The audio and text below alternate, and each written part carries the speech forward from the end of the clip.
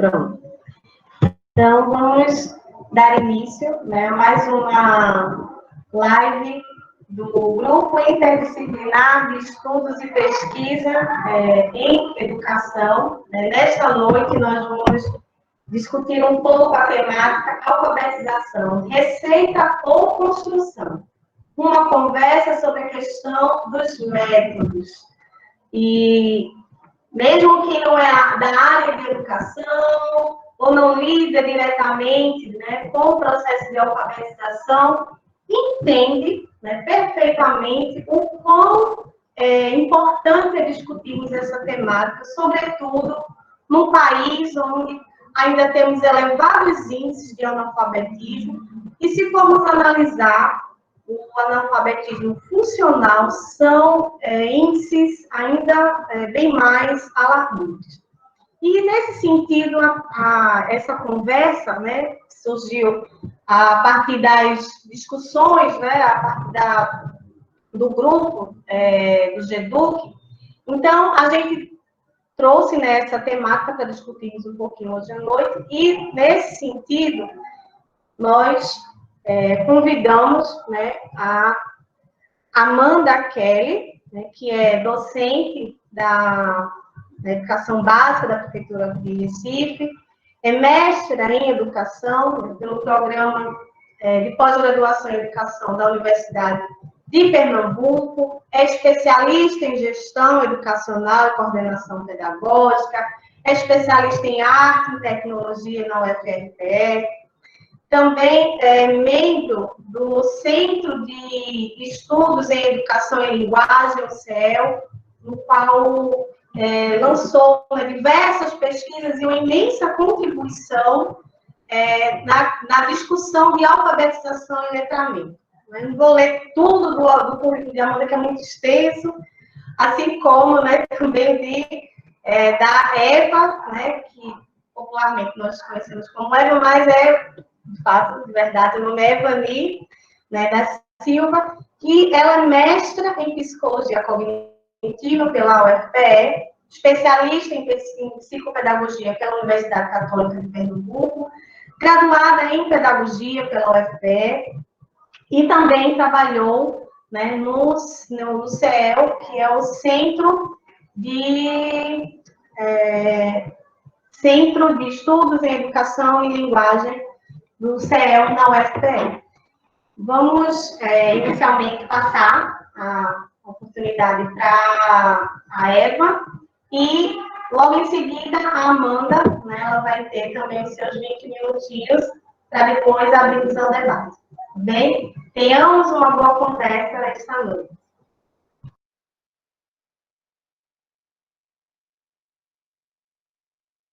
Eva, teu microfone está desligado. Olá, pessoal. Agora estão me ouvindo bem? Ouvem? Ok. Olá, boa noite a todos e a todas. Eu estou muito feliz de estar aqui com vocês nessa noite, nessa nossa conversa, sobretudo porque eu estou dividindo essa mesa virtual com as professoras Alessandra e Amanda, que são minhas amigas, e são pessoas que eu admiro, profissionais que eu admiro bastante. Antes de dar início propriamente dito à nossa temática, eu gostaria de diferenciar aqui dois termos que ainda é motivo de confusão entre muitas pessoas, que é o termo alfabetização e letramento. A alfabetização, ela diz respeito à tecnologia da leitura e da escrita, ou seja, a aprendizagem da leitura e da escrita. Já o letramento diz respeito ao uso social, consciente, reflexivo, desde essa perspectiva de sociedade letrada, dessa tecnologia da leitura e da escrita. Então, são processos distintos, mas que são indissociáveis. Então, dentro dessa perspectiva, a alfabetização que a gente defende aqui, que a gente vai abordar aqui, é uma alfabetização mais global. É uma alfabetização na perspectiva do letramento, na perspectiva do alfabetizar letrando. E quando a gente fala de alfabetização, a gente está falando de democracia, a gente está falando de política, a gente está falando de igualdade social, de justiça, a gente está falando de, sobretudo, oportunidades. Então, eu gostaria de falar para vocês um percurso, assim, dos principais métodos que se destacaram ao longo da história aqui no Brasil, quando eu digo respeito à alfabetização. Lá no século XVI, século XVIII, até a década de 60, ainda vigorava com força o método sintético. Não que ele não aconteça aqui no Brasil atualmente, mas que tinha muita força. E aí, nós estamos falando de um método que se baseava numa perspectiva de entender o outro, entender o sujeito, aquele aprendiz, como que não tivesse, como se fosse uma tábula rasa, uma esponjinha que estava ali para adquirir esse conhecimento vindo do professor, da professora, no processo de transmissão. Então, nessa perspectiva, entendendo os aprendizes dessa forma, o método sintético, ele aparece. Então, o método sintético, ele traz aí o alfabeto, o silábico, o fônico, ele parte das unidades menores das palavras para as unidades maiores. Ele vai ali trabalhar com a letra, com as sílabas e com a questão fônica das palavras. Depois a gente tem aí o método analítico, que também teve muita força, e mais uma vez eu digo que não quer dizer que não existe ainda no nosso país essa perspectiva, mas que teve um período aí lá de 1890 até de 20, 60 também, que esse método analítico ele estava aí com força. O método analítico ele vai fazer o contrário do método sintético. Ele vai partir das unidades maiores da palavra, a frase, o texto, para estar fazendo essa alfabetização. Então, dentro dessa perspectiva de método analítico, mais especificamente ali, quando a gente fala do método global analítico, ali, o misto, temos uma figura muito importante que eu não poderia deixar de destacar aqui, que é o Paulo Freire. Não se pode falar de alfabetização sem falar de Paulo Freire, porque ele teve grande importância numa alfabetização à medida que ele trouxe uma concepção da educação, uma concepção do sujeito diferenciada.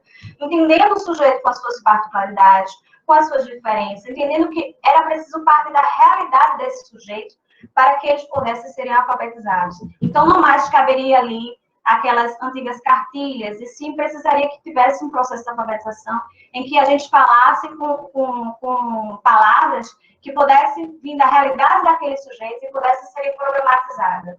Então, daí a importância para a educação, daí a importância para a alfabetização, dessa nova concepção trazida aí por Freire. E aí, dentro dessa concepção, a gente mais na frente, tivemos aí grandes contribuições do construtivismo, aí trazendo aí através das figuras da Emília Ferreira e Ana Teberoski, que trouxe a psicogênese da língua escrita aqui com força para nossas discussões sobre a alfabetização, e que elas beberam aí do construtivismo de Piaget. Quando a gente fala de psicogênese da língua escrita, a gente está falando de algo muito importante para ser dito aqui, porque a gente teve aí a dimensão de como é que esse sujeito aprende, como é que essas crianças, esses adultos, eles de fato conseguem entender como o nosso sistema funciona, compreendem o nosso sistema. E aí a psicogênese da língua escrita apresentou processos cognitivos em relação a isso, que a gente pode chamar de hipótese, de fases da escrita alfabética. E aí, primeiramente, a hipótese pré-silábica, que a psicogênese da escrita diz que quando as pessoas não sabem ler nem escrever, são analfabetos, tem o realismo nominal. O que seria isso? O realismo nominal, as pessoas entendem que, tanto a criança quanto o adulto, uma palavra, ela diz respeito à característica daquele objeto. Ou seja, se eu quero escrever a palavra trem, eu vou colocar muitas letras para escrever a palavra trem, porque trem é muito grande. Se eu quero escrever a palavra formiga, eu vou colocar poucas letras, porque formiga é pequenininha. Mas mais à frente, é preciso que esse sujeito ele entenda o que é que nota o nosso sistema. O que é que esse sistema nota? O que é que representa? É o som da nossa fala. Então, a gente escreve aquilo que a gente fala. Então, é preciso que ele entenda o que é que essa escrita representa para poder avançar em termos da sua compreensão do sistema de escrita alfabética. Então, mais à frente, ele passa a entender a questão da relação grafia-fonema, relações grafofônicas existentes nas palavras, e aí ele passa a entender isso de forma quantitativa, de forma qualitativa, e mais à frente de forma silábica alfabética, quando ele faz um processo de transição aí. Ele já está entendendo que essa escrita nota os sons da nossa fala, mas ele ainda não escreve totalmente, convencionalmente, como a gente espera. Quando ele chega na hipótese alfabética, não quer dizer que, por muitas pessoas dizem que na hipótese alfabética eles estão alfabetizados, mas não necessariamente quer dizer que eles estão alfabetizados, quer dizer que eles estão pensando alfabeticamente. Então, vendo isso, dá para perceber que a alfabetização ela é um processo muito complexo e que ela precisa ser entendida como algo que não acontece naturalmente logo que a gente tem um sistema que foi criado. Essas crianças, esses adultos têm que aprender uma convenção que foi criada e não é uma tarefa fácil. Então, com isso, não dá para se pensar que uma criança, no primeiro ano de escola, que é o primeiro ano, ela vai, de fevereiro a dezembro, estar alfabetizada. Quando eu penso isso, eu desconsidero toda uma construção cognitiva que está envolvida aí. Então, aí passamos para uma outra pergunta. Qual é o momento de se alfabetizar? E aí eu vou falar uma coisa que eu acredito que vai ser polêmica aqui, mas eu tenho que falar porque eu estou na defesa de uma educação pública de qualidade, é para isso que eu trabalho, é para isso que eu falo. Então, a alfabetização, ela começa ali desde o berçário. E, sendo mais polêmica ainda, desde a barriga da mãe. Não querendo dizer que a educação infantil ela é uma preparação para o ensino fundamental. Não é isso que eu quero dizer. A educação infantil ela tem as suas especificidades, ela tem questões que a criança deve aprender antes mesmo de ler e escrever, que precisam aprender até para ter uma alfabetização na perspectiva que a gente está defendendo aqui, que é na perspectiva do alfaletrado. Só que é preciso também que elas sejam inseridas com qualidade e com reflexão a esse mundo aí da leitura e da escrita. E nisso, a gente tem as contribuições de uma outra etapa aqui da nossa história, quando a gente fala de método de alfabetização, que não é um método, mas é uma condição extremamente necessária para se alfabetizar. Ainda que não seja suficiente, mas é uma condição necessária, que é a consciência fonológica. Para quem não sabe, a consciência fonológica é a habilidade de refletir e manipular os sons das palavras de modo consciente. Ou seja, a criança aí ela vai identificar com que letra começa uma palavra, com que sílaba começa, com que letra termina, com que sílaba termina, qual a palavra que existe dentro de uma palavra, às vezes tem palavra que existe palavra dentro, ela vai também identificar uma palavra maior do que a outra, então ela vai entender como é que funciona esse sistema e vai sair desse realismo nominal, tanto a criança quanto o adulto. Então, na educação infantil, isso pode sim ser feito desde sempre, de forma lúdica, prazerosa, respeitando a especificidade dessa etapa. Outra questão é que quando a gente fala em métodos de alfabetização, logo se pergunta, e uma pergunta histórica, qual o melhor método para ser alfabetizado? Eu acredito que muita gente chegou aqui esperando essa resposta, esperando encontrar uma receita para essa alfabetização.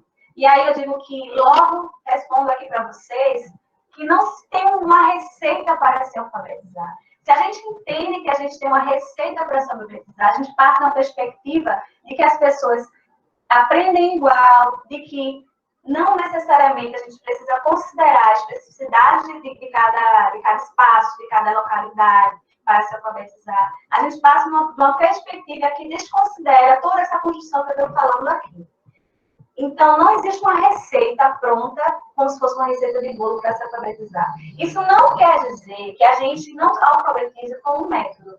Há uma diferença muito grande entre ter um método de alfabetização aí, convencional, aquele método Salvador que vai alfabetizar, com alfabetizar com método, ou com métodos, por assim dizer. Porque quando a gente fala de alfabetização, não existe aquilo, é isto ou aquilo, mas existe é isso e aquilo. Isto e aquilo. Então, a gente precisa entender essa questão, entender que necessitamos saber quais são os processos envolvidos quando a gente está falando sobre alfabetização, que a gente mais na frente pode até discutir sobre isso, quando do tempo, mas principalmente entender que é um processo gradual, que vai do berçário ao terceiro ano, que é preciso que a gente não só ensine essas crianças a codificar e decodificar palavras, mas muito mais do que isso, elas possam ser ensinadas a pensar, ser ensinadas a refletir. E isso se faz não com apostilas prontas, não com uma série de atividades com treino motor, não com uma criança ali na cadeira, ali, como se não tivesse movimento. Se faz com a pergunta, se faz com a inquietude, isso se faz com ensinamento de reflexão. E é preciso um trabalho, sim, muito minucioso, metodológico, sim, para se considerar isso. E aí eu vou trazer outra questão aqui em relação a políticas públicas de alfabetização. A gente está falando que não se tem uma receita para se alfabetizar, mas a gente está falando que a gente tem que alfabetizar com um método. E, para isso, os professores eles têm que se municiar de conhecimentos. Os professores eles têm que entender esse processo. E, historicamente, professor, aí eu vou falar do professor 1, se a gente parar para pensar, qual a profissão que você sai ali da sua graduação inicial e que você está preparado para fazer tudo, de todas as especificidades? Você sai da medicina, você faz uma especialização para ser clínico, para ser pediatra, para ser cirurgião. Advogado, você sai especialização para família, para criminalista e assim por diante. O professor, ele sai e aí não se tem uma exigência de especialização para aquela determinada área ali que ele está atuando, seja uma educação infantil, seja um ciclo de alfabetização, ou seja, as séries finais aí do ensino fundamental. Se tem aquele chamado perfil que é muito subjetivo. E aí é preciso que se haja, assim, no país, uma política de fato que promova essa alfabetização, no subsídio para esses professores, que a gente não tenha escolas, onde uma escola ali tem uma perspectiva de alfabetização, como a gente está defendendo aqui, de alfabetização letrando, e uma outra escola ali, de uma outra, da mesma rede até, muitas vezes na mesma rede, muitas vezes no mesmo bairro, tem uma perspectiva onde a alfabetização é feita de forma mecânica, é feita de forma, na perspectiva que as crianças elas são ensinadas a escrever e a ler palavras, e aí letras bonitas já são treinadas, tá lá fazendo pontilhado e tudo mais, são treinadas para ler aqueles textos, mas a criança, ela fica ali de forma enfadonha e não consegue, de fato, ser ensinada para pensar criticamente, a compreender um texto complexo, a produzir um texto e, futuramente, chega aí aos números que a Alessandra falou inicialmente, de analfabetismo funcional. E eu, quando eu falo em analfabetismo funcional, não é só aquelas que tiveram poucos anos de qualidade, não. A gente tem aí no nível superior muitas pessoas que têm reflexo aí dessa alfabetização nossa, essa herança dessa alfabetização. Que tem dificuldades. Por que vocês acham que a gente precisa constantemente estar escrevendo quando o professor ou a professora está falando? Por que vocês acham que a gente precisa, vou copiar o slide ali da professora no pendrive do professor para poder rever o que foi dito? Porque a gente foi ensinado dessa forma, a gente foi ensinado que a gente precisa estar ali. Esse ensino é feito ali na cópia e na reprodução, e a gente tem até hoje esse reflexo dessa alfabetização, todos nós temos. Então, assim, a gente tem defendido aí por um governo autoritário, atualmente, no nosso país, a nível nacional, uma perspectiva de defesa da alfabetização como uma receita de bolo. A gente tem um método fônico figurando aí. Se a gente trabalha na Política Nacional da Alfabetização do site do Governo Federal, que muitos chamam de Plano Nacional da Alfabetização, a gente tem o programa Tempo de Aprender. Quando a gente entra lá, a gente vê uma defesa de um método, chamado que é o método fônico, onde tem uma confusão em relação ao que é consciência fonológica, confundindo ela e minimizando ela com a consciência fonêmica. A consciência fonêmica é a habilidade de isolar fonemas ali, separadamente. Por exemplo, e bota a criança lá para entender esse fonema isolado ali do R. Sendo que a criança ou adulta, ela precisa muito mais do que isso. Ela precisa, de fato, produzir, ela precisa, de fato, identificar o consentimento, os sons das palavras. Isso se faz de uma forma complexa, através da habilidade chamada consciência fonológica, que não tem relação necessariamente com essa minimização da consciência fonêmica. A Lê, 5 minutos, tá vendo? Ok. Então, a gente tem a defesa do método fônico, que fica aí para os professores do nosso Brasil. E aí, gente, isso de 2016 para cá, a gente viu a chegada de uma política autoritária de respeito à alfabetização, que foi desconsiderado toda uma construção histórica que a gente vinha aí lutando, travando, para que, de fato, a gente tivesse uma alfabetização diferente daquelas que eu citei no começo lá, na antiguidade, enfim, e depois chegou aí até século XVI, século XVIII e década de 60. Então, a gente tem, hoje, estão tentando apagar essa chaminha que foi acesa nessa luta de trazer esse tipo de alfabetização e essa discussão nessa perspectiva do alfabetização letrando. Então, temos esse método fônico aí ensinado para que pessoas que estão saindo da sua graduação, ou pessoas que queiram ter um norte, que é o que deve ter, a gente precisa desse norte, com esse método fônico, que é um método extremamente simplista, limitado, e outra vez eu quero dizer também, que temos também a nossa base nacional curricular. Essa base, ela vinha sendo construída com a escuta popular, ela vinha sendo construída através de teóricos, gente que se dedica a estudar esses processos, psicólogos, mestres na área de psicologia, educadores, enfim. E o que aconteceu? Toda essa construção aí que estava em 2016 deixou de ser considerada e passou a ter aí a volta da escuta de uma base que está aí defendendo essa perspectiva neoliberal da educação, que vem aí manhosamente trazendo suas questões como que um presente. Estou trazendo um presente para vocês aí, apostolados, cartilhas modernas, livros com ausência de coisas extremamente importantes quando a gente fala em alfabetização letrando, mas eles estão aí com todo o material. E aí na BNCC eu queria pontuar uma coisa. A BNCC, ali posta, se a gente realmente usá-la ali, se ressignificar aquela base, a gente vai estar trazendo uma parte importante que deveria ser trabalhada com nossas crianças. Eu digo a vocês podem procurar na BNCC que vocês não vão encontrar o estímulo, o ensino, a orientação para o professor de habilidades de compreensão de leitura lá na BNCC. Não tem. Aí, quando eu falo da BNCC, eu estou falando do ciclo, gente. Do primeiro ao terceiro ano, ciclo da alfabetização. Não tem também planejar sua escrita. A gente tem lá escrever texto, mas não planejamento. Então, terá sucesso nessa alfabetização? Terá, sim. Mas qual sucesso terá? Que perspectiva de sucesso você acha que está sendo adotada ali? Se eu considero sucesso na alfabetização, essas crianças codificarem e decodificarem texto, então eu tenho um sucesso. Agora, se eu considero que essas crianças precisam ser ensinadas a refletir, precisam ser ensinadas a pensar, precisam ser ensinadas a usar, de fato, essa tecnologia que é a leitura escrita, eu vejo que tem ali muita limitação, eu vejo que tem ali muito reducionismo, que precisa ser melhor visto e melhor trabalhado. Então, gente, a Amanda vai dar prosseguimento aqui na nossa conversa, mas eu acredito que não sei se eu me alonguei, a Alessandra, não sei, mas eu queria dizer para vocês que a gente conversa mais um pouquinho mais à frente, até porque a gente só teve 20 minutos, tem muita coisa para se falar, como eu disse para vocês, a alfabetização a gente está tratando aqui de aprendizagem, a gente está tratando de processo cognitivo, mas, sobretudo, a gente está tratando de democracia, quando a gente fala de alfabetização.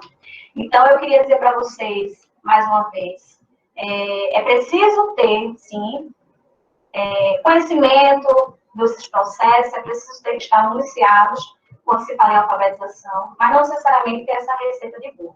Eu espero que a gente converse mais, eu espero que essa defesa de uma alfabetização crítica e reflexiva, emancipatória, libertadora, seja aí aguçada em vocês e que vocês possam sair daqui pensando nessa perspectiva de alfabetização letrando.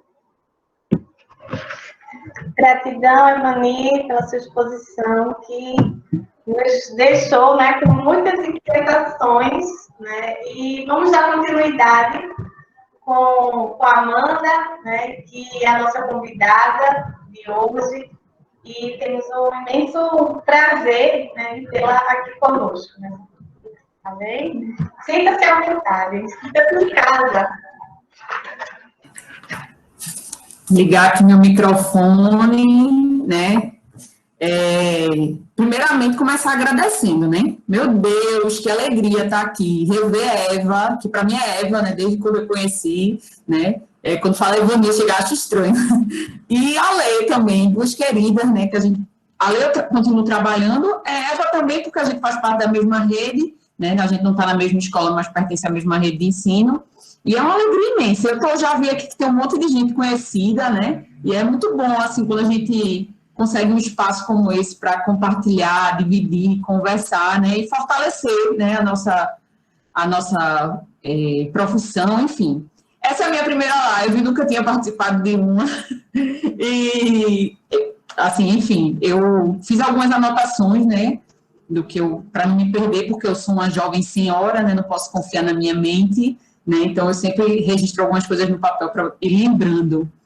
E, assim, depois da gente ter aí visto, né, várias lives do professor Arthur Gomes de Moraes, de Magda Soares, aí vem a gente aqui discutir sobre alfabetização. Quando as meninas falaram, eu disse, ai, meu Deus, depois dessas duas, né, desses dois grandes nomes, lá vem a gente, olha.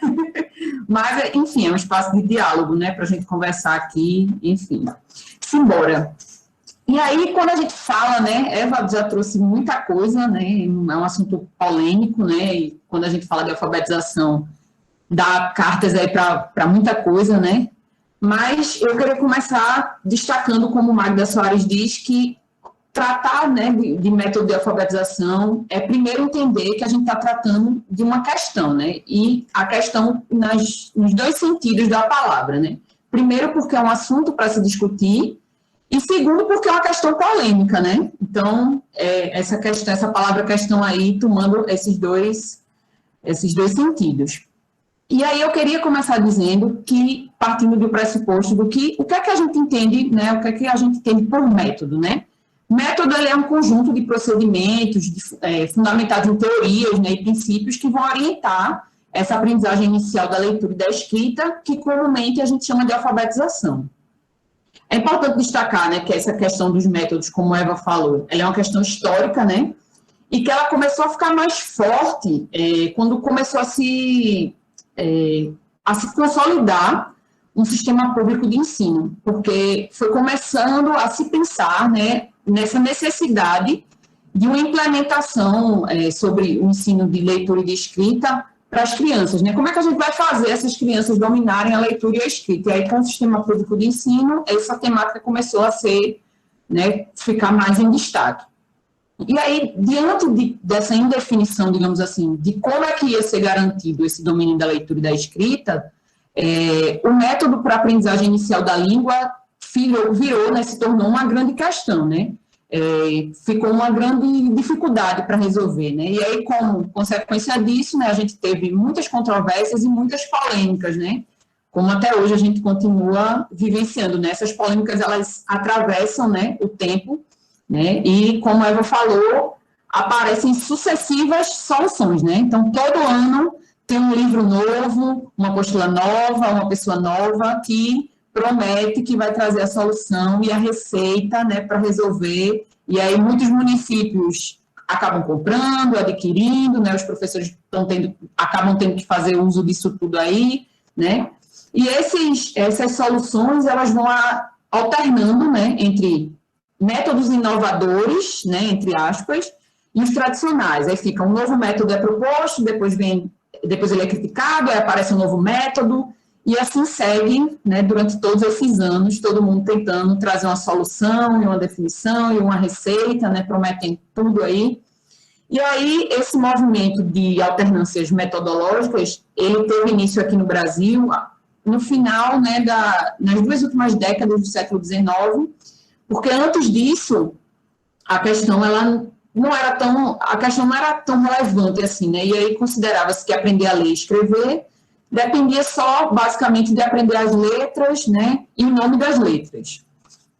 E aí, depois que se aprendia o alfabeto, os estudantes começavam a combinar as vogais e as consoantes, né, formava sílabas, e aí chegava para formar sílabas e palavras. E aí a gente tinha o método da soletração, né, que se apoiavam em cartilhas, em cartas de ABC, em abecedários, silabários, enfim, um monte de coisa que fazia com que as crianças ficassem juntando letras, repetindo. E aí, a aprendizagem se focava na grafia, né? Ela ignorava essa relação entre o oral e o escrito, entre fonemas e grafemas, né? E ignorava que os sons, né? Os sons representavam a língua, né? E aí, no período entre as últimas décadas do século XIX e esse início do século XX, duas vias, como a Eva falou, começaram a aparecer, né, para o ensino da leitura e da escrita. Por um lado, foi dando prioridade ao valor sonoro das letras e das sílabas, né, com o modo, né, de aprender o nome das letras, que a gente chamava de soletração, e aí começou por métodos fônicos, silábicos, e aí que a gente que passou a ser chamado de métodos sintéticos. E aí, por outro lado, passou-se, né, em um outro momento, a considerar uma realidade mais psicológica da criança e na tentativa de tornar a aprendizagem mais significativa, né, com a compreensão da palavra, e deu origem aos métodos analíticos, né. Uma outra opção, uma outra orientação, outra, né, forma de ver esse ensino e essa aprendizagem da alfabetização foi a partir dos anos 80, né? Aí a gente tem uma quebra, né, uma ruptura com o que a gente viu e vivenciou até esse período, né, aqui no Brasil. E aí foi difundido, como a Eva falou, a questão do construtivismo, que teve como base, né, e foi divulgado por Emília Ferreiro, né? E aí, esse novo modelo, ele quebra com tudo antes que foi visto, né? E aí se opõe a esses métodos analíticos e sintéticos, né? Desloca esse foco do professor e passa para o estudante e começa a fortalecer esse processo da alfabetização como sendo uma construção, né? Uma construção progressiva. Então, não é uma coisa que a gente vai do dia para a noite, ou com a repetição, ou com memorização, ou com textos artificiais, que a gente vai, né? Ia ser maravilhoso que fosse assim, que a gente conseguisse, né, aplicar uma receita, aplicar isso aí e ter um resultado. Eu acho que era o sonho de todos os professores, né? Conseguir a solução da alfabetização, uma receita para resolver tudo, mas não é. E aí, o construtivismo, ele não propõe um novo método, né? Mas uma nova fundamentação teórica. Ele traz outros elementos que até então não se tinha. E aí, eu sou uma pessoa muito visual, né? Eu sou uma pessoa professora, né? Eu fico tentando didatizar tudo. Eu vou trazer uma apresentação aqui bem rapidinho para ilustrar um pouco do que eu estou falando, tá? Do que a gente vem falando aqui, só para ficar mais fácil. Todo mundo consegue visualizar aí? Eva, dá para ver aí o que eu estou... Sim, está aparecendo. Ah, beleza. E aí, como a gente começou falando aqui um pouco, né, qual seria o melhor método para alfabetizar, né? A gente veio trazendo aí, conversando um pouco sobre isso, tanto eu como Eva, né? E a gente não tem essa resposta, não tem essa receita, tá? Os métodos sintéticos, né, que eles trazem estruturalmente parte digamos assim, eles têm um pressuposto que tem que partir do mais fácil, do mais simples, né, de unidades menores, para só em seguida apresentar as unidades maiores, né? Eles acreditam que partindo do simples, né, do ponto de vista deles, seria mais fácil para as crianças, né? Ele não trabalham, né, como a gente falou, com textos reais, né, mas normalmente com textos e palavras, enfim, artificiais, né, amontoado de frases e um vocabulário bem restrito. A aprendizagem é baseada na memorização, mecanização, repetitividade, né, as propostas são bem limitadas, atividades pouco reflexivas, né, e o erro, diferente de hoje, ele é proibido, né, então... A gente hoje, né, nós professores utilizamos o erro como né, entre aspas, como um ponto de partida, né, a gente faz ali a avaliação diagnóstica para saber como é que os estudantes estão, como é que a gente vai poder partir, né, ver a hipótese de escrita que a criança se encontra, e nesse período não, né, nesse método o erro, ele não é bem visto, né.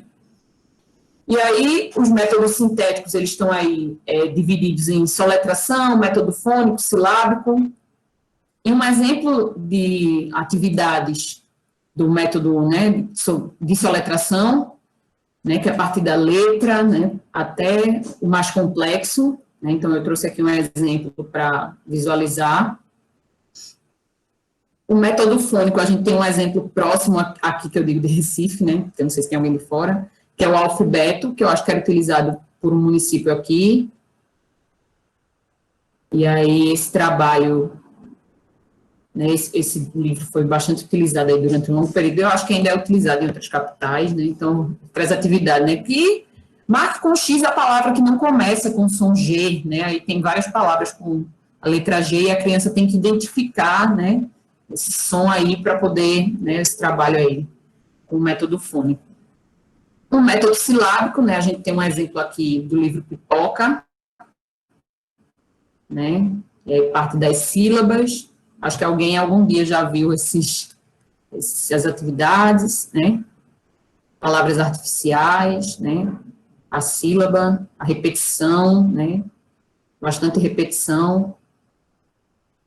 E aí os métodos analíticos, né, que ele propõe que o ensino tem que partir de uma das partes mais significativas, né para eles, assim, palavras, frases ou pequenos textos, para só depois ir para as unidades, para as partes menores, né, sílabas, letras e fonema.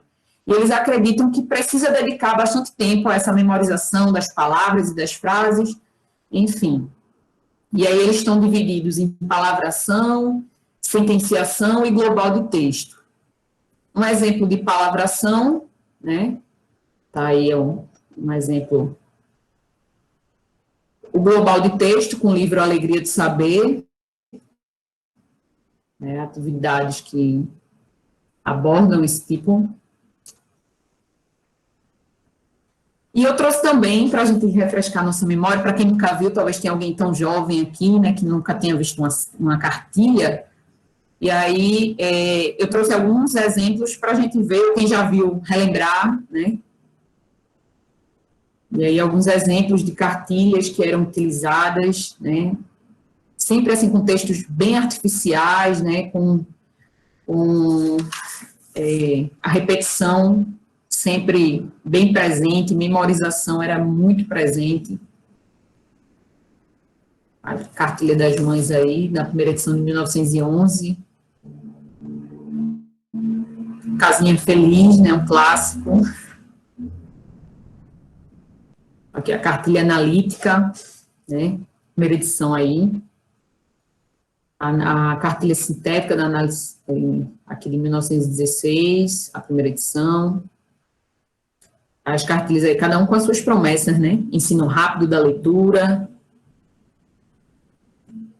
A cartilha do operário, que foi a primeira cartilha dirigida para os adultos, né? Então, esse registro aqui. Outras cartilhas, né? Sempre com essas promessas de ler rapidamente, né? Então, outras cartilhas, eu quis trazer alguns tantos exemplos para a gente ver e relembrar. Caminho Suave, né? Eu quis destacar aqui que ela foi um fenômeno de vendas, minha gente. Ela vendeu 40 milhões de exemplares, né? Ou seja, ela foi bem conhecida, né? Ela foi bem divulgada, foi um fenômeno, né? Essa cartilha. E aí, né, na década de 80, chega Emília Ferreiro, Ana Teberoski, e quebra com isso tudo, né, traz um novo olhar sobre esse ensino, sobre essa apropriação do sistema de escrita alfabético, né, trazendo a psicogênese da escrita, né, as hipóteses da escrita, né, e até hoje a gente tem esse debate, tem esses impasses, né. E aí, eu trouxe um trechinho que elas dizem assim, mais do que pensar em métodos, né, é preciso compreender os processos de aprendizagem da criança ao tentar reconstruir a representação do sistema alfabético, né.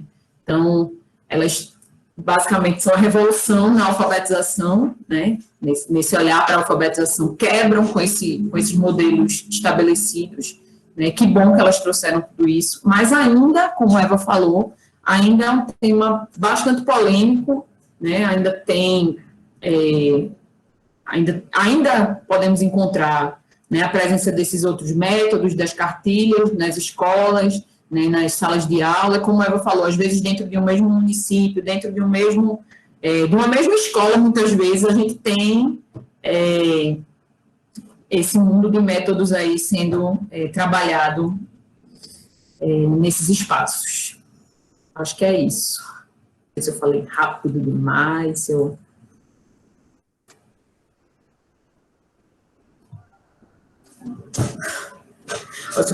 Minha gente, eu nunca participei disso, então eu não sei direito como eu não estava vendo.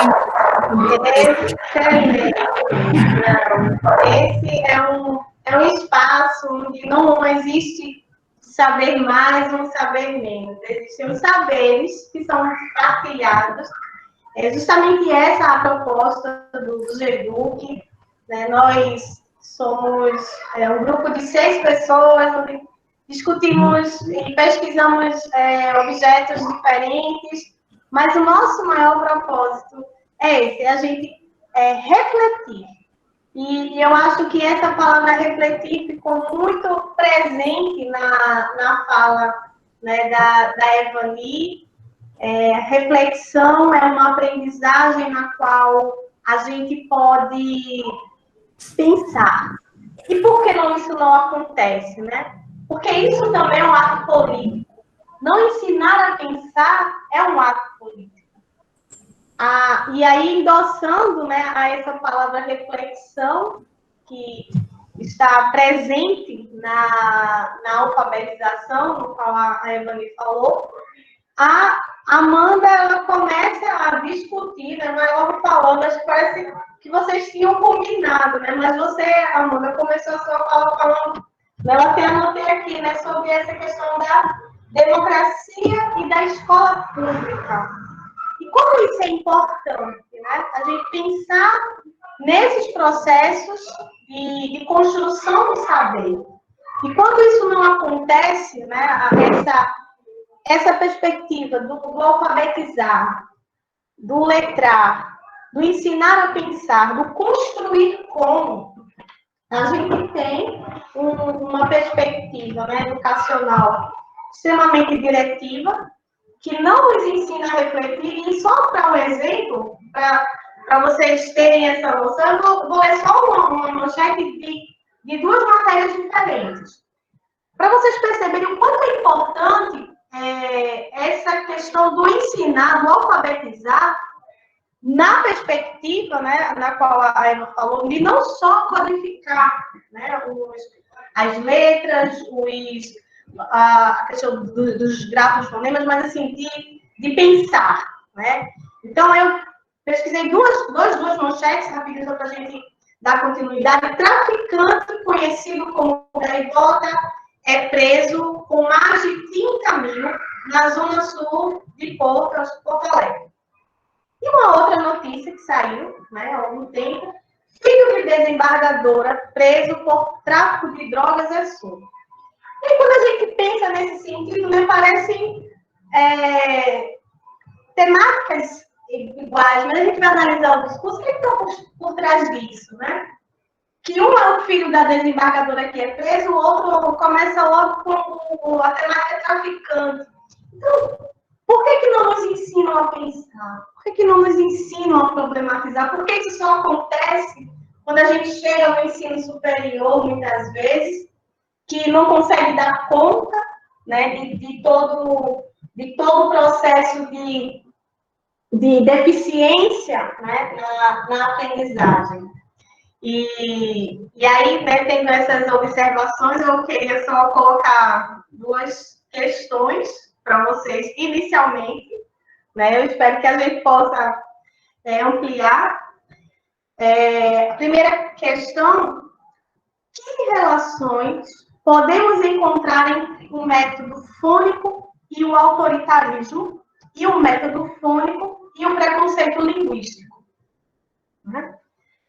Quais são as relações que a gente pode encontrar entre o método fônico e o autoritarismo, e o método fônico e o preconceito linguístico? Né? A gente percebe que agora o método fônico ele vem, né, das profundezas do além, né, numa perspectiva de um desgoverno que não respeita, né, que não só não tem uma política, como está destruindo o encaminhar, né, que a gente ainda tinha.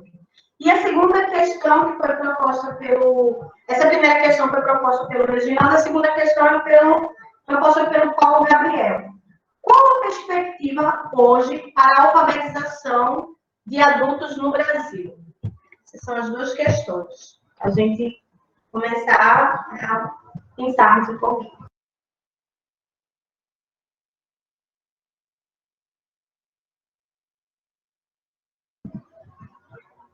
Vamos lá. Primeiro, grande destaque aí, Ale, e aí a gente volta a falar que, por mais que a gente não se envolva em questões políticas, e aí quando eu falo política, não é política partidária, mas aí no sentido muito mais amplo e social da palavra, a alfabetização ela é um processo aí histórico, social, e que está aí se vindo bem numa perspectiva alceriana de dizer, como uma aparelho do Estado. Então, quando a gente fala aí desse método fônico que está aí figurando, quando a gente fala aí da BNCC aí posta de forma simplista no que respeita à alfabetização, não é à toa, mas é justamente querendo, mais uma vez, manter desigualdades sociais, manter a não garantia de direitos, e isso se faz através dessas amarras, através desse processo ligado à educação, sobretudo pública, e eu diria pública. Então, a gente está falando aqui defendendo essa educação pública. Então, Ale, indo à pergunta aí de Reginaldo, é a relação entre o método fônico e o autoritarismo. Eu diria, Reginaldo, que o método, quando a gente fala do método fônico, que a gente já destacou aqui, que não traz esse processo que a gente defende de forma mais reflexiva, em si já é um ato autoritário, em si já é um ato que vai, assim, cercear esses direitos de uma alfabetização de qualidade. Então, essa relação entre autoritarismo e método fônico já está aí posta. E esse método veio aí trazido para nós, sim, de forma muito benquista por muitos educadores também, mas de forma autoritária, porque não se consultou realmente o que precisava ser consultado para que isso fosse posto como um plano nacional de alfabetização, para que isso fosse posto como um programa, como é o programa Tempo de Aprender. E como eu já falei, a gente considerou uma conquista que a gente veio aí tendo dos anos 2000 até 2016, estava aí tendo bastante coisas que a gente progrediu, que a gente conquistou. E aí, em 2016, vocês já sabem o que aconteceu, como é que esse governo chegou e foi chegando, como é que se deu toda essa construção aí. Então, a relação do método fônico com o autoritarismo, no meu ponto de vista, é nesse sentido. A relação do método do fônico com o preconceito linguístico, que você fala, Reginaldo, o preconceito linguístico ainda é algo que não foi superado, sendo que quando a gente trabalha com o método fônico, onde a gente vai estar fazendo treino fonológico, que é coisa que deveria ser feita em consultório de fonologia, enfadonho, é como um treino mecânico, como um treino de escrita, mas aí é um treino fonológico. Em nada isso vai fazer com que as pessoas, elas, digamos assim, elas tenham a pronúncia de palavras como é esperada que se tenha, né? Como se tem um padrão de se dizer assim, determinada palavra é desse jeito que se pronuncia, e nada vai fazer com que as pessoas, ela atenda ao que uma boa parte da população aí hegemônica, ela espera. Então, acredito que a nossa luta em relação a que a gente possa, de fato, trazer uma perspectiva para acabar de vez ou para minimizar a questão do preconceito linguístico, e para que isso seja feita, não parte necessariamente da questão fônica. Não tem como fazer necessariamente, trazer isso como se fosse um mecanismo para isso.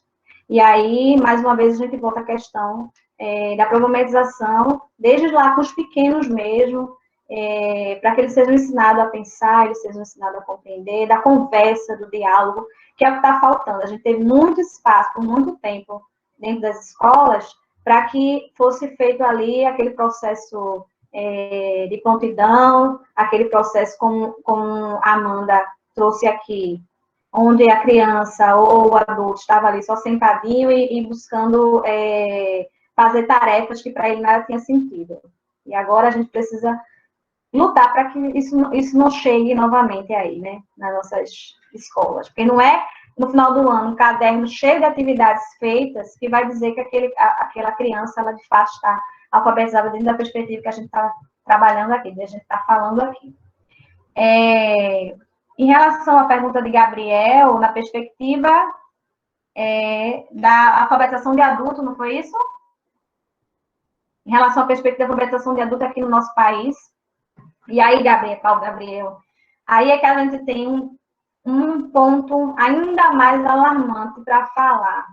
Se a gente avançou e tem retrocedido em relação à alfabetização de crianças, de adultos é ainda mais preocupante.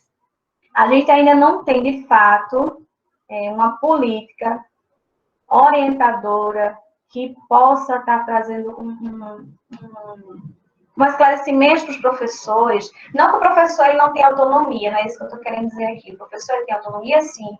Ele tem a sua forma de ensinar, que deve ser respeitada e tudo. Mas o professor ele faz parte de um município, ele faz parte de uma rede, ele faz parte de um país.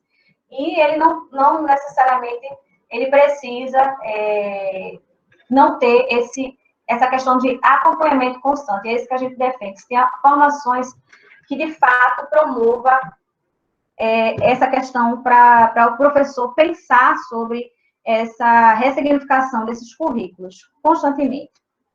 A gente não pode achar, como a lei bem pontuou, né? A gente está aqui construindo esses saberes, a gente não pode achar que a gente sabe tudo, mas a gente tem que entender que a gente está constantemente aprendendo, que a gente aprende nisso aqui, na troca com o outro. E isso não é respeitado na educação de jovens e adultos atualmente. Temos, sim, grandes conquistas? Temos. Mas ainda precisa se pensar que a forma de alfabetização de adultos, ela é diferente, extremamente diferente de quando se fala quando a gente está falando sobre criança. E ela precisa ser respeitada. Esse adulto, ele precisa ser ouvido, ele precisa ser visto, ele precisa ser entendido como alguém que ensina enquanto aprende.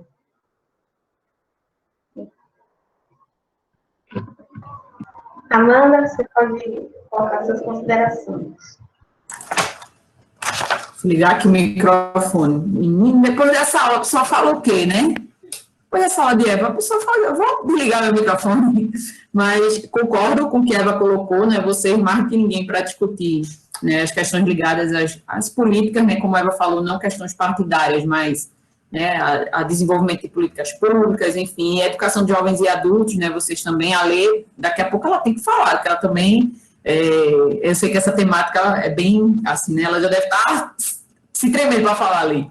Mas a questão do método fônico, só complementando, né, é que a questão é que, para a criança aprender a língua escrita, ela precisa aprender as relações entre os fonemas e a letra, né, e o processo de alfabetização, ele inclui a aprendizagem pela criança das relações de fonemas e grafemas, mas não é só isso, né, tem muita coisa que antecede, né, esse momento, né, que a criança faz essa relação, e aí o grande erro, né, assim, do método fônico é que ele parte de um princípio, digamos assim, linguisticamente equivocado, porque, por exemplo, fonema que não se pronuncia, né, os consonantais, por exemplo, você não pronuncia um T, um D, sem se apoiar numa vogal ou numa semivogal, e ele parte com que a criança de um movimento que ela não está ainda bem desenvolvida, né, cognitivamente, linguisticamente, para conseguir entender essas relações entre fonemas e grafemas, né?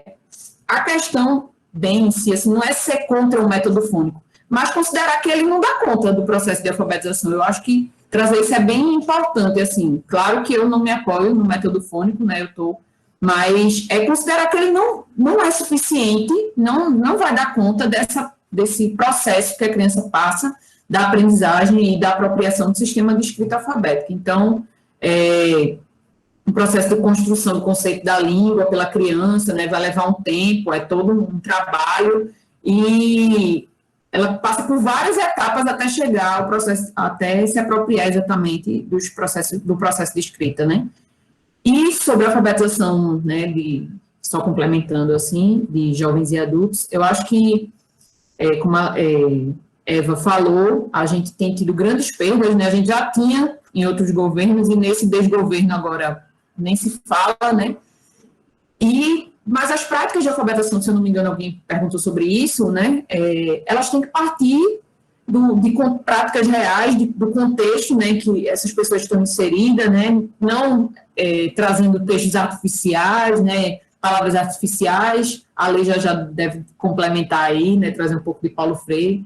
Mas partir de práticas reais em que esses sujeitos estão inseridos, levando em consideração, como ela falou, quem são esses sujeitos, né? O que eles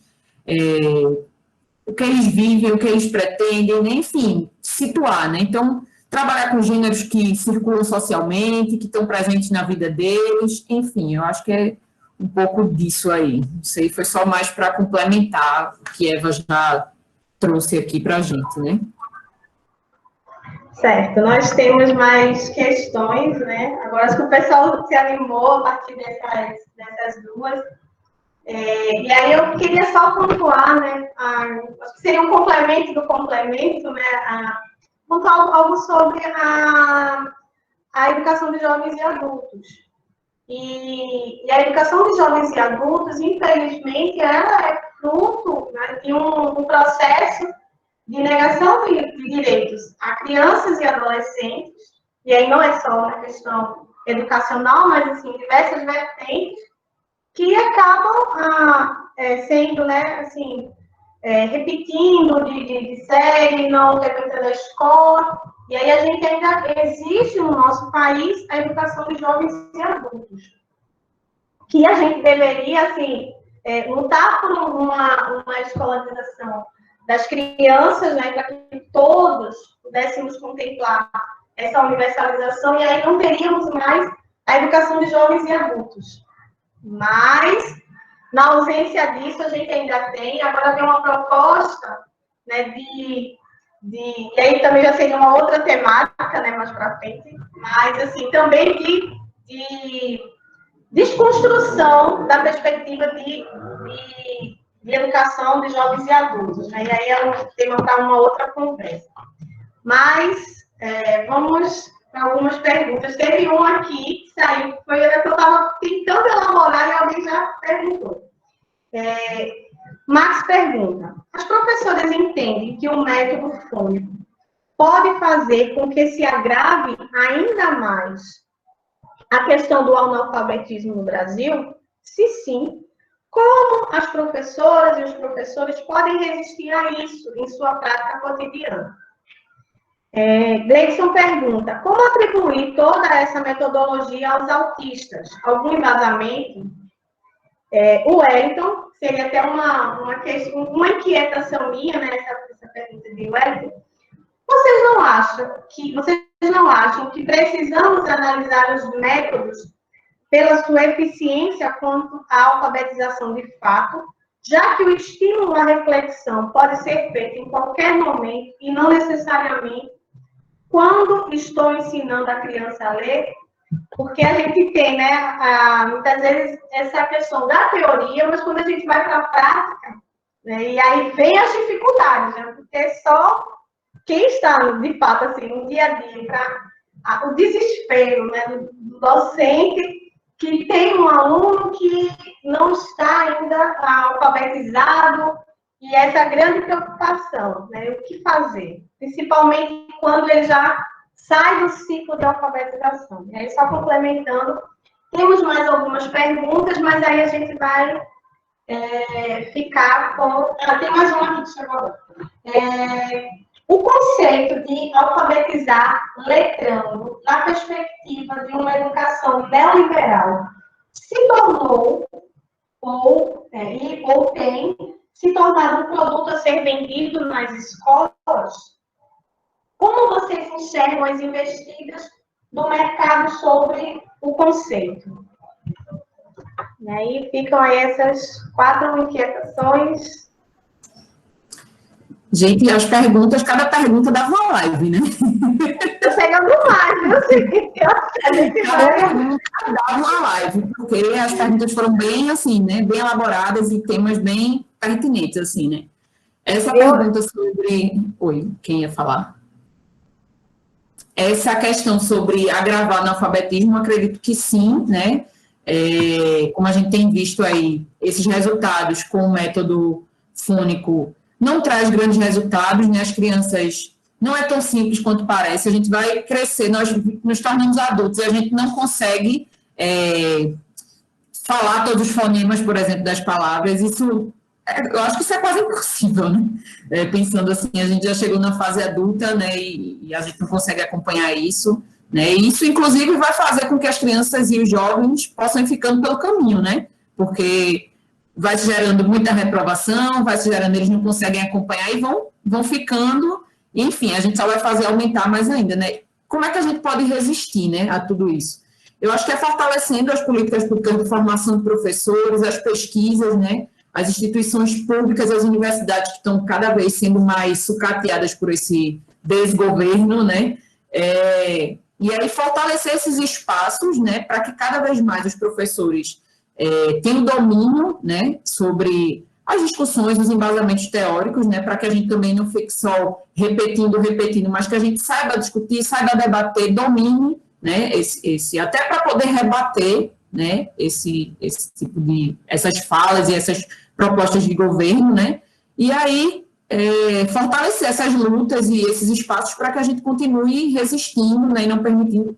E a gente sabe também, né, que quando a gente fecha a porta da nossa sala, que quando a gente está na nossa sala, nós temos ainda, né, a autonomia de desenvolver nosso trabalho, né, ainda porque eu não sei, né, o futuro ainda é muito, né, a gente não sabe como vão ser as coisas, né, eu falo do hoje, né, hoje a gente ainda tem autonomia e a gente precisa continuar lutando para garantir essa autonomia enquanto professor, né, para que a gente possa, a partir de embasamentos teóricos e tudo, desenvolver nosso trabalho, né, e aí a gente tem diversas pesquisas, diversos trabalhos, né, de instituições federais, né, teses, dissertações, que cada vez mais, né, tem comprovado, né, tem tido bons resultados com o trabalho a partir da psicogênese da língua escrita, né, trabalhos que também que mostram que esses outros métodos, né, não foram né, não deram tantos bons resultados como se pensou, né, muita gente fala, mas na minha época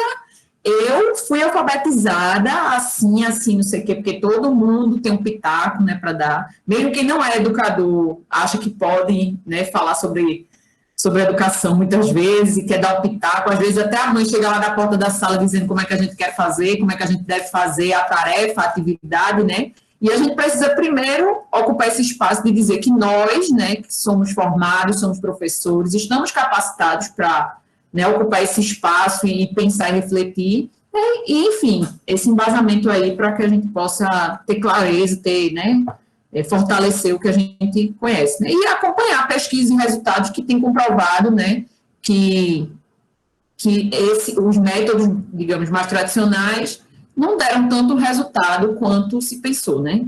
Então, muitas vezes se formavam sujeitos que sabiam ler e escrever, mas textos artificiais, mas se a gente for falar aqui sobre leitura, compreensão, formação do leitor, a gente não conseguiu, muito provavelmente, formar leitores críticos, né? Enfim, e aí por aí vai. Falei demais. Agora eu que digo, como é que eu falo depois de Amanda? Como é que se fala depois de Amanda? Eu não consegui anotar o nome das pessoas que perguntaram, me perdoem, mas não vou dizer o nome de vocês aqui, mas vou responder as perguntas de vocês, perdão. Sobre a questão de agravar o analfabetismo, o método fônico, em minha concepção, acredito que sim. Acredito que sim, e aí eu vou dizer por quê. Se a gente está falando aqui que é preciso que se haja uma alfabetização onde existe uma conversa, onde existe um diálogo horizontal, onde seja considerado o saber desses alfabetizandos, onde seja considerado partir dali de cada contexto, onde não se faz, você tem duas turmas, não se faz o mesmo trabalho com essas duas turmas, que uma turma é uma, outra turma é outra. Se a gente está falando nessa perspectiva, então o método fônico em si, e aí eu vou dizer assim, a gente não quer demonizar, vamos deixar assim utilizado, porque a gente não quer demonizar métodos X ou Y, enfim, mas a gente quer trazer algumas questões que podem ser repensadas caso você decida partir por esse caminho. Repensar algumas questões, ressignificar algumas questões, até porque existem professores que eles precisam fazer aquela determinada coisa. A gente sabe que a realidade é essa, a realidade até de escolas, a realidade da rede, onde tem, às vezes, muitas vezes, que o professor é cobrado para fazer determinada coisa, aquilo ali, e, por conta do sistema, ele precisa mostrar resultados em relação àquilo. Mas aí a resistência, eu diria, viria justamente, como a Amanda já bem pontuou, na questão de formações, nesse sentido, na questão de lutas de nossa categoria nessa direção, na questão de estudo, na questão de momentos como esse aqui, que a gente está aqui falando, provavelmente pode ter futuros educadores, futuros alfabetizadores aqui nos ouvindo, ou quando essa live for lá para a gravação dessa live que está sendo feita aqui hoje, for lá para o YouTube, pode chegar a essas pessoas. Então, assim, dessa forma aqui, a gente está num ato de resistência a esse modelo. Um ato de resistência, essa forma de se pensar a alfabetização. E aí eu já vou emendar com a última pergunta, e depois eu volto para as outras duas. Não, com a terceira pergunta, depois eu volto para as outras duas. Em relação à questão da eficiência desses métodos. Por que não, né, a gente focar na eficiência desses métodos, ao invés de na questão da reflexão, que isso pode ser feito em outro momento? Aí eu diria uma outra pergunta. E por que não fazer as duas coisas? Não é? A gente não está dizendo aqui que quando a gente faz um trabalho sobre reflexão dessas palavras, reflexão dessa leitura, quando a gente ensina a compreender texto, quando a gente ensina a produzir texto, com esse alfabetizando, a gente não está querendo dizer que não se vai ter, como eu já pontuei a Amanda também, a gente não vai alfabetizar com métodos, a gente não vai alfabetizar com uma metodologia, que essa criança ela vai estar, ou esse adulto, ali só nessa questão da reflexão, assim, isoladamente, não.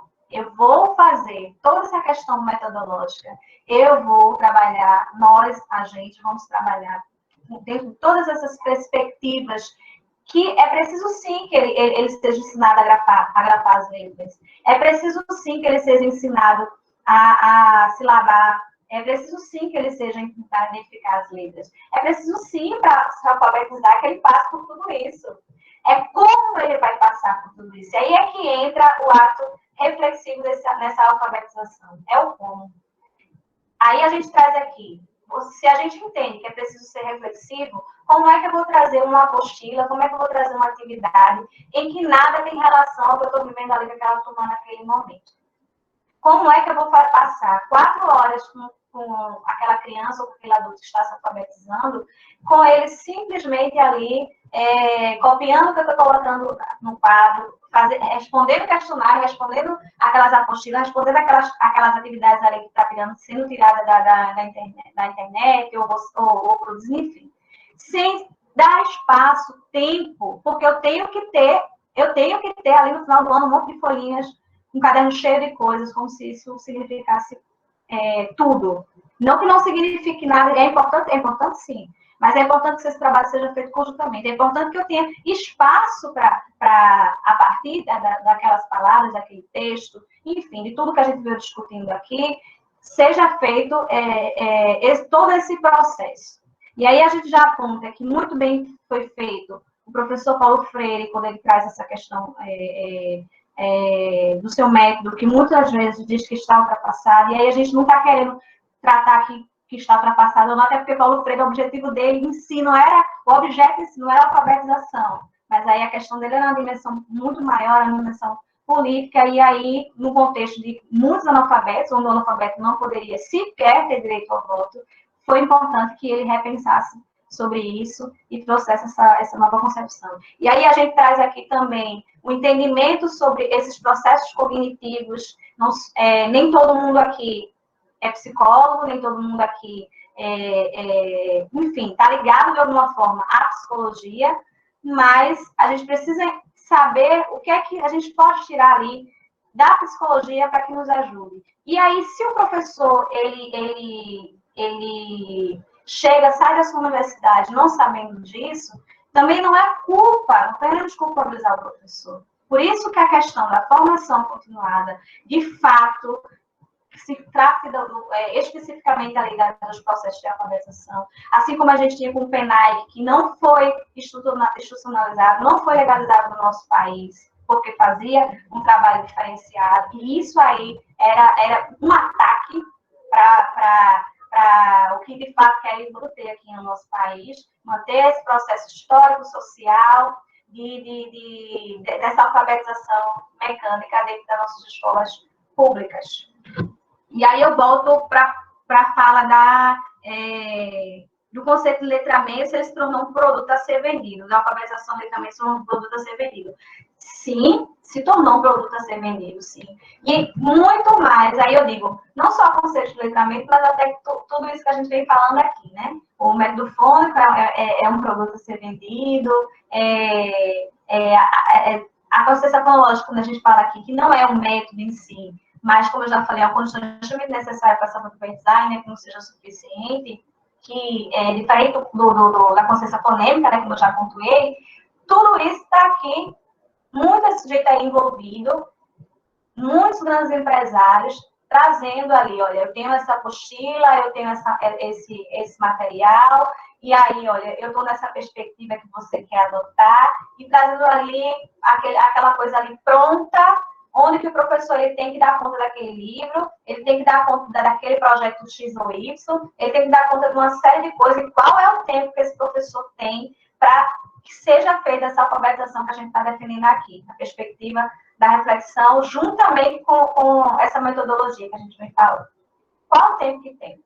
E essa falta de tempo desse professor nessa sala de aula, essa falta de tempo da conversa com esses alunos, da conversa e tudo mais, espaço de se ensinar a pensar, é um projeto que já vem de muitos e muitos e muitos e muitos anos. E é um projeto aí que está forte, que ainda é forte e que nós somos a minoria, nós somos a chaminha ali pequena, querendo fazer com que isso seja mudado. E em relação à atribuição dos autistas, eu não me lembro sobre o que você perguntou, mas acredito que você deve ter perguntado sobre a questão do letramento, salvo engano. Foi isso, Ale? Teve essa questão do letramento, e teve uma questão que seria se é possível aplicar essas metodologias de alfabetização para autistas.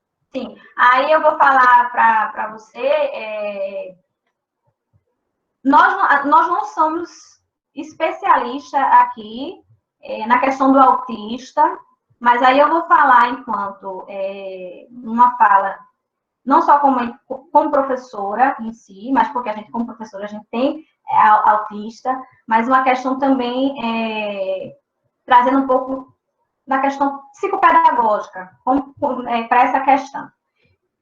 Nós podemos, sim, trabalhar dentro dessa mesma perspectiva que a gente trabalha com as crianças não autistas, com as crianças que não têm essa especificidade. Então, podemos, sim, fazer esse trabalho, sendo que, com toda certeza, muito mais diferenciado.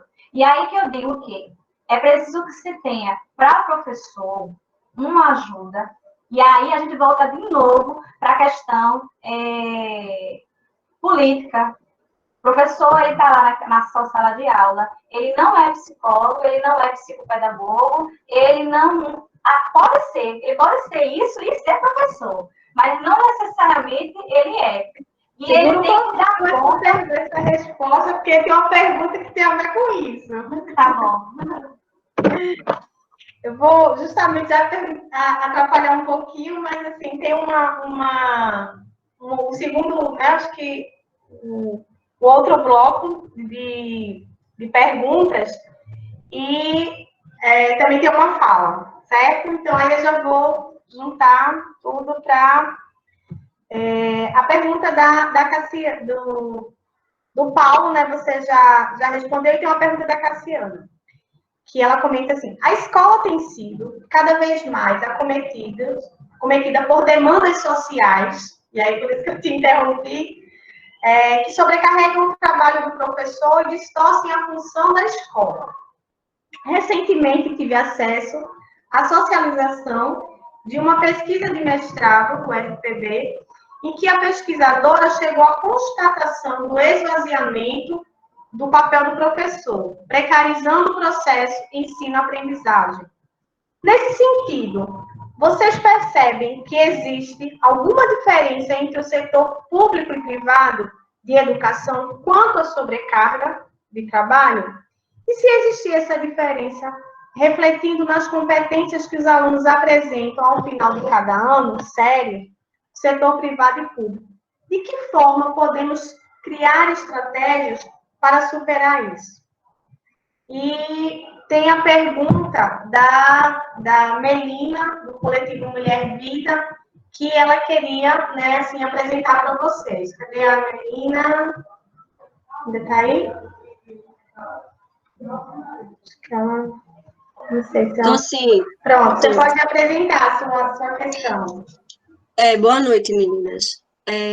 Não é uma pergunta exatamente, não. É só uma fala mesmo, né? A gente, enquanto instituição, né, trabalha na prevenção e no enfrentamento à violência doméstica e sexual, né? E a gente tem parcerias com as escolas, né? Em especial os municipais e estaduais, aqui de Olinda, de 3 comunidades. E, assim, a gente não tem, assim, a gente não aborda, né, não trabalha nessa área de vocês, eu sou assistente social, né, de formação, mas para a gente, enquanto instituição, foi muito importante fazer essa parceria com as escolas e poder contribuir nessa formação dessas crianças e desses adolescentes, nessa perspectiva desse contexto da escola, entender a violência doméstica e sexual, né? Porque muitas crianças e adolescentes têm dificuldade de aprendizado e apresentam vários sinais e sintomas que dificultam esse aprendizado, né? E aí essa parceria da gente com as escolas, para a gente é de suma importância. E a gente consegue também trazer essa prevenção, esse enfrentamento a partir desse espaço, né? Desse contexto que os adolescentes e as crianças estão todo dia. Ou eles estão em casa, em sua maioria, parte do tempo, ou na escola, né? Então, a escola é um local que é muito importante, né? Então, assim, não é nesse sentido da alfabetização em si, essa fala, né? Mas da importância dessa parceria e das professoras estarem atentas a isso, né? Porque muitas vezes a violência, ela traz como consequência coisas que, se você não entende a temática, você não vai conseguir contribuir para esse aprendizado, para essa formação, para essa, né, essa alfabetização, né? Enfim, eu sou muito fã de professoras, de professores. Na minha família, eu acho que eu sou assistente social, mas meus pais são professores, minhas tias são professores, meus tios são professores, né? E, enfim, eu acredito que é uma profissão que ela tem que ser muito mais valorizada, em todo o contexto, né? Eu acho que se não existisse professor, não existia médico e não existia juiz, né? Então, essa profissão, sim, precisa ser muito mais respeitada e valorizada dentro da sociedade, né? E para a gente o projeto deu um boom, né? Eu acho que Reginaldo, que faz parte também dessa parceria com a gente, ele consegue colocar um pouco mais, se for o caso, mas assim, como a gente consegue enfrentar a violência doméstica e sexual com a parceria das escolas e dos profissionais da educação, e aí abrangendo professora, auxiliar de serviços gerais, porteiro, coordenação, o contexto de fato da escola, a escola como parte da comunidade para esse enfrentamento. É um pouco isso, é um sentimento assim de muito orgulho de fazer parte dessa parceria e assim, de poder contribuir com a educação, com a alfabetização de uma outra forma também, né? Porque como vocês trazem, o ser, cada um tem seu processo, e na violência também é assim. Cada um vai ter seu processo de identificar essa violência e de trabalhar essa ressignificação dessa violência, né? Então, isso paralelo com o aprendizado formal é muito importante para a gente. Era um pouco isso. Obrigada. Obrigada, Melina. Só para finalizar, meninas, assim, eu apresentei, né, a pergunta da Cassiana, e só tem mais uma pergunta, que é a do Pablo, que ele pergunta: é preciso pensar, junto com a alfabetização, um projeto que faça que não surjam analfabetos funcionais? Aí vocês respondem essas duas questões e já, assim, ao término, né, da apresentação, vocês já podem, assim, apresentar suas considerações e, assim, finais, porque a gente já vai caminhando para o término da nossa live. E antes de passar para vocês, eu só queria avisar que no dia 22 de outubro nós teremos, né, a nossa última live desse ciclo, né, de lives do GEDUC, e tem por título Escola Não É Uma Empresa. Educação Pública em Perigo. Então, a gente vai estar finalizando esse ciclo. Com vocês, meninas, agora a palavra. Cassiana, né, trouxe uma fala bem importante, achei bem interessante ali para juntar, né, a pergunta dela ali, sobre esse desenvolvimento das competências na rede pública e na rede privada, né, como a gente poderia estar desenvolvendo estratégias para melhorar, pelo que eu entendi, né, avançar aí, para que não tenha essa diferenciação, né. Pensar primeiro que estudantes da rede privada, né, têm acesso a um mundo de coisa que estudantes da rede pública não têm, né? Muitos, né, na sua maioria, muitas crianças chegam ao primeiro ano da alfabetização sem nunca, de repente, ter passado por uma educação infantil, né? Às vezes sem ter tido acesso a um monte de coisa. E pensar isso a um pontapé inicial, digamos assim, para que a gente consiga pensar. As estratégias, eu acho que ela perguntou sobre isso, porque as perguntas foram bem grandes. Claro, fortalecer, na minha opinião, né? Eu penso que tem que investir na educação infantil, ampliação de creches, né? De CMEs, né? Como a gente chama aqui, para que as crianças possam, né, entrar nesse universo e ter acesso a isso. Claro que tudo isso também não adianta se a gente não tiver um trabalho também sistemático, né, um trabalho que tenha um planejamento, uma organização, né, como é que eu posso dizer? Fugiu a palavra aqui agora. Mas pensar em estratégias e possibilidades, planejamento, enfim, que faça com que esse trabalho consiga avançar, né? Então, também não adianta só dizer que eu vou colar um monte de texto na sala, levar um monte de livro, os meninos vai dar tudo certo, porque também não é assim que acontece na rede privada, né? Existe uma sistematização do ensino, né? E é isso que a gente também precisa fazer, que a gente já faz na rede pública, né? Apesar dos pesares, né? Eu gosto muito de fortalecer a escola pública, a gente tem excelentes profissionais na rede pública de ensino, né? E eu falo isso não só a nível de Recife, mas a nível de Brasil, eu tenho certeza, né? E às vezes e nesse tipo de pandemia, eu tenho lido muitas coisas na internet que eu fico à beira de infarto, né? Porque, assim, colocam muitas vezes em xeque aí o trabalho dos professores, e a gente sabe que a rede pública tem excelentes profissionais, né? Tem pessoas formadas. Eu estou aqui com duas pessoas que têm mestrado e são professoras da educação. Uma futura doutora aqui, né, a Alessandra, e a professora está lá na educação básica, sabe? E está dando o seu melhor, e tem um trabalho excelente, né? Com planejamento, com organização, né, trazendo um ensino sistemático, enfim.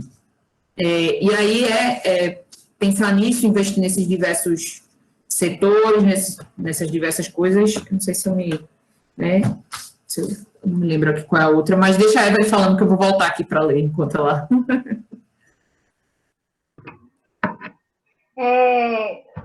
Começar primeiro pela questão de Cássio, não foi que a gente começou com a questão de Cássio, mas primeiro eu queria agradecer essa fala de Melina.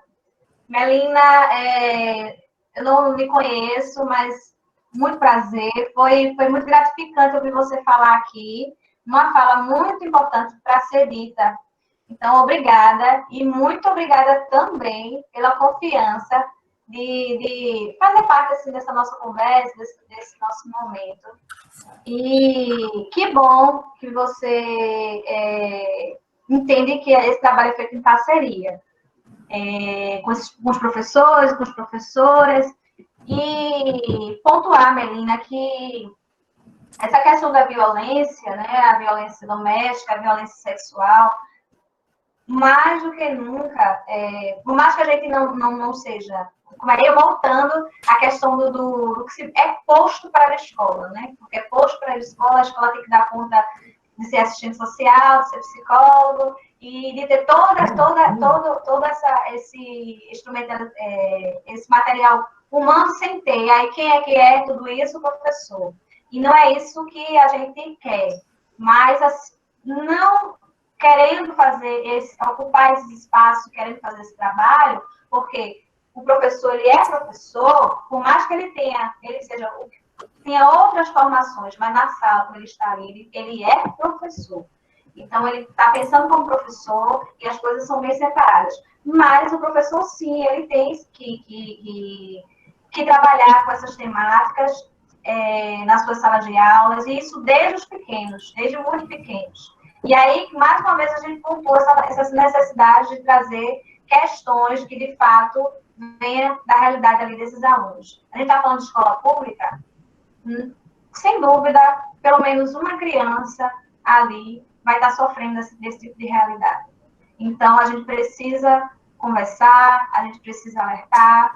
E sobre a questão de Cassiana, em relação à sobrecarga, temos sobrecargas, muita sobrecarga. E, enquanto professor privado das grandes escolas, ele tem lá parceiros, tem um assistente social ali para ele, tem um psicólogo ali para ele, tem um psicopedagogo ali para ele, para atender essas demandas. Tem toda uma estrutura. Ele também tem uma estrutura de cobrança de dar conta de todos esses materiais que nós estamos falando. E o professor da escola pública não tem todo aquele material humano que a gente está falando, mas tem que fazer tudo isso ali, muitas vezes, sozinho. Então, a sobrecarga é grande, mas a estratégia de superação para tudo isso é basicamente, como a Amanda já pontuou, Cassiana, e também, basicamente, na questão da luta mesmo. A gente precisa ter essa consciência de que a gente precisa ser dito para a sociedade, a gente precisa mostrar para a sociedade quem somos. Nós somos constantemente atacados pela sociedade, ao mesmo tempo que precisam desse nosso trabalho, mas somos atacados. Então, a gente precisa mostrar para a sociedade que, de fato, é preciso repensar esse trabalho, é preciso ser parceiro nosso, e com isso seria uma estratégia, sim. Eu não vejo outro viés que não luta na superação como estratégia dessa sobrecarga. E em relação ao projeto que um projeto que não supera o analfabetismo, é isso? Um projeto que faça que não surjam analfabetos funcionários. Preciso pensar, junto com a alfabetização, um projeto que não se faça, né, analfabetos funcionários. Sim. Agora, eu vou responder essa pergunta para você, dizendo que nós acreditamos, estamos aqui na defesa dessa educação pública de qualidade, mas nós sabemos também tudo que está por trás disso. Então, é sim possível pensar um projeto nesse sentido, mas não é interessante para quem mantém a construção de analfabetos funcionais. Não é interessante para quem, a gente já pontuou, para quem usa dessa manha aí, né, manhosamente, bem aí, como eu tinha dito para vocês, bem na perspectiva tosseriana, utilizando a educação no aparelho ideológico do Estado. E trazendo aí, na perspectiva de atacar essa formação, uma alfabetização que não produz seres críticos e reflexivos. Então, é possível, sim, fazer um projeto, mas, para isso, a gente precisa de uma luta grande e muito maior, e precisa também de entender que governo a gente defende, entender que tipo de governo a gente está colocando, como que esse governo entende a educação, o que é que ele pensa para a educação,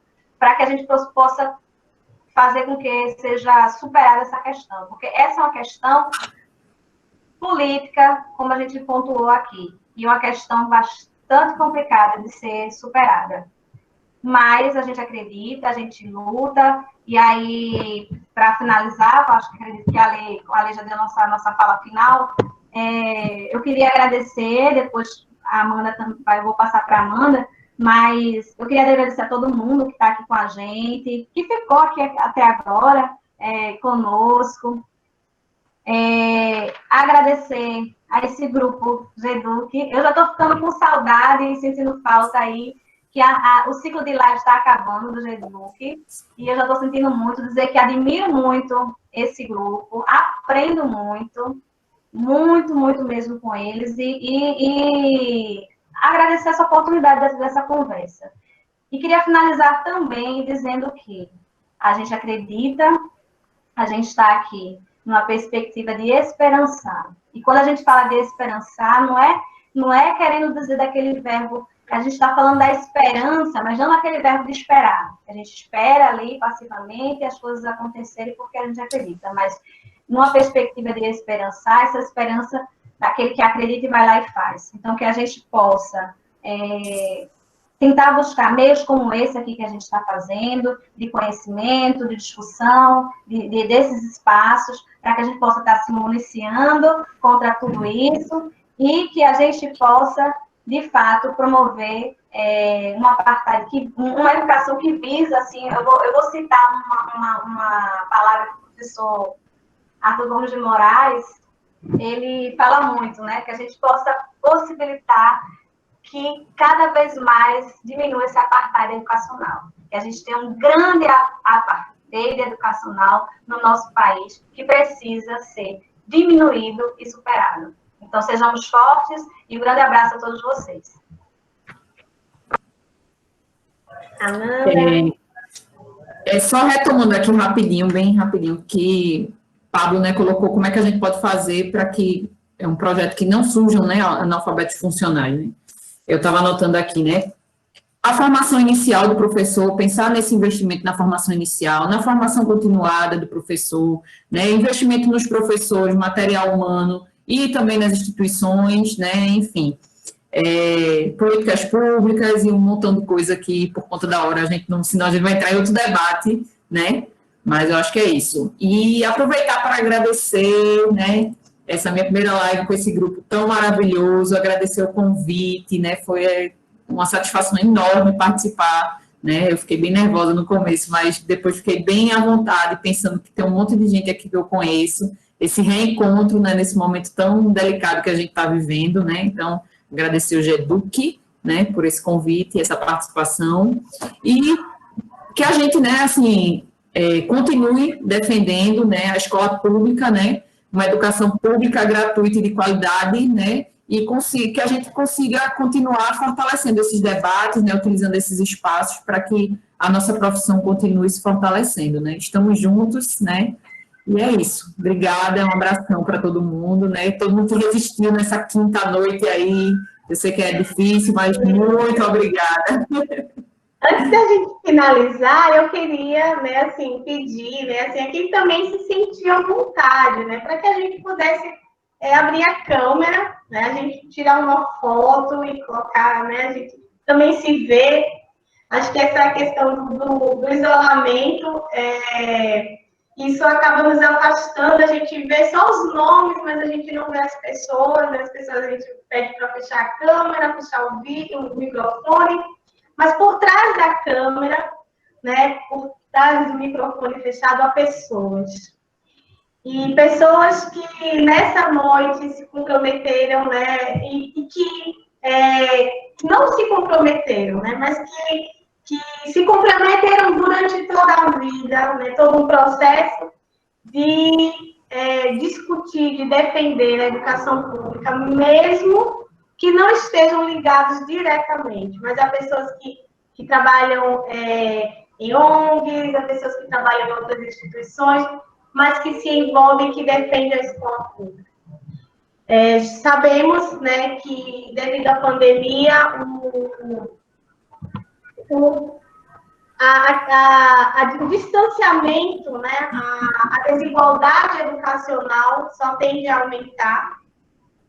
E são essas práticas, são essas ações que nós pautarmos no nosso dia a dia é que vai minimizar, né? E a gente precisa trazer essa humanidade, sobretudo, para as nossas práticas e solidificá-las na educação. Eu agradeço, né, a presença de todas e de todos nessa noite. Deixa eu tirar uma foto aqui, todo mundo sorrindo, bem bonito, você está feliz, né? Pronto, acho que eu tirei a foto aqui. Paulo, tira a outra aí, tá, Paulo, por favor. Pronto. E para finalizar, eu queria, né, deixar. Olha, alguém abriu essa minha câmera. Vamos tirar a outra aí, Paulo, para registrar todo mundo. A nossa homenagem a todos os professores. E talvez eu me emocione por falar nisso, né? Porque na próxima semana é comemorado o Dia do Professor, que foi a partir de um decreto, viu, gente, por causa das mulheres, que surgiu o Dia dos Professores, que agora estou pesquisando isso, na minha pesquisa do doutorado. E pelo decreto de 1827, no qual as mulheres foram permitidas a ter acesso à escola pública, que foi comemorado o Dia dos Professores, né? E aí, justamente, eu acho que para a educação, os anos iniciais da educação básica, por isso que somos tomadas, né, por mulheres. E eu queria prestar, né, a nossa homenagem a todos os professores e professoras. Tenho aqui a minha coordenadora, Dona Neide. Levanta a mão aí, Dona Neide. Todo mundo conheceu. Que todos que lidam com a educação sabem das dificuldades, né, que temos nesse período de pandemia, que não é fácil.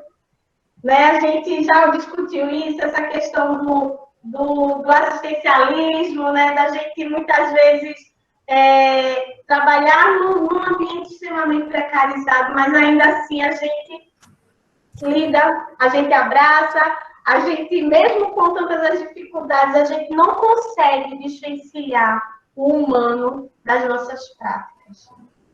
E isso é o que nos faz, né, estarmos aqui, o GEDUC, discutindo, a gente marca reunião, a gente escreve junto, a gente chama vocês para, junto conosco, problematizarmos essas questões, porque nós temos, né, um sonho de, né, construirmos uma educação, uma sociedade melhor.